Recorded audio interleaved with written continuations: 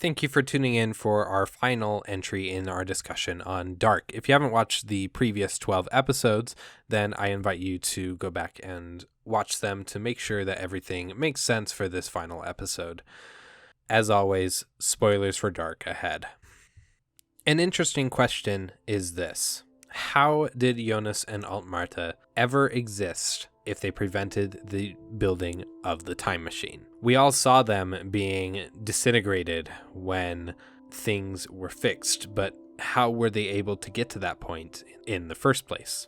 Here's the key. Unlike the two other realities, the origin reality is not a deterministic universe.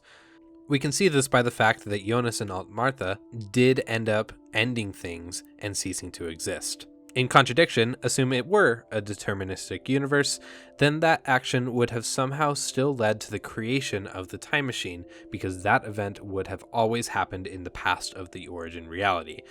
But that clearly didn't happen, and thus it is not a deterministic universe. Thus the past can be rewritten by the future, and the future can cease to exist by the logical contradiction that it creates. I like to think of the whole system as branching paths from the origin point in 1971, the key moment that determined that the time machine must be built. The world branched into the direction that it would be built because of Tannhaus's guilt.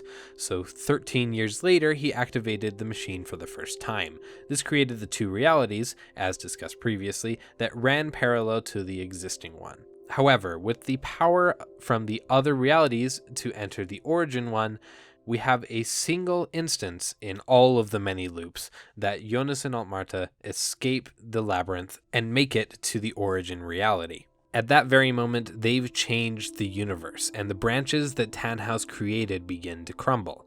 The path still has some variation that it could go through for the next 5 minutes, which will determine the fate of all branching paths.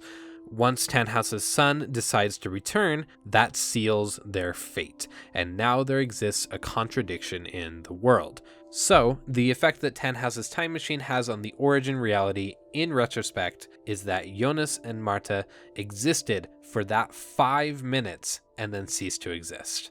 The future where the time machine was created never happened, which means everything that happened in any of the other realities never happened either. But for those 5 minutes, they were able to stop things. This is actually an interesting case of a time machine that actually does fix things in the past, but it does come with some heavy consequences. Naturally, everything that was created does cease to exist, so the person who created the time machine will never know that they were successful, and the person in the past they used to be will never know they created a time machine in the first place. You also have to weigh the prolonged suffering of everyone involved in the loops. They have experienced horrible things that came as a direct consequence of Tannhaus breaking the universe. Although many of the people that were involved in this have ceased to exist and never really existed in any capacity in the origin reality, does it change the fact that these things happened?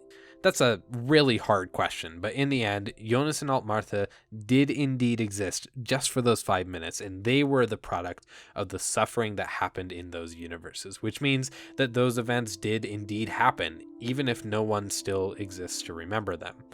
Those 5 minutes in which Jonas and Marta existed were the only remnants of that universe that will ever exist and be experienced by anyone. And unless they would have told Tannhaus or anyone where they came from and what happened, nobody would have ever known. The version of H.G. Tannhaus that built the time machine and caused these things to happen no longer exists, and thus Jonas and Marta have, in a sense, atoned Tannhaus for his sins by wiping away all memory of him.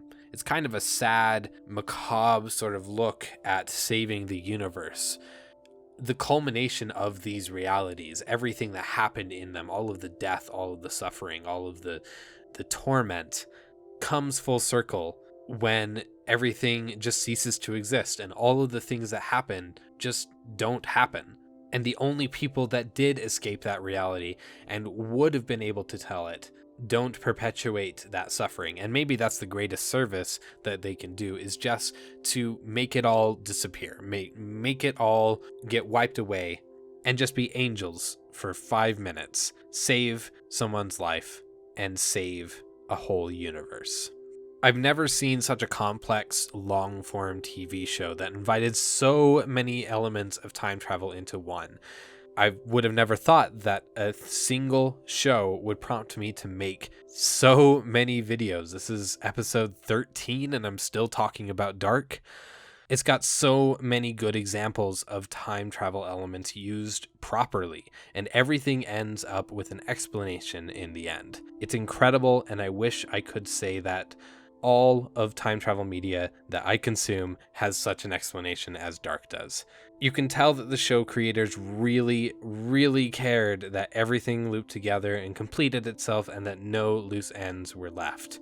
The show is devastating, and at the same time, it leaves us a message of hope that we don't have to be what the world has determined that we should be.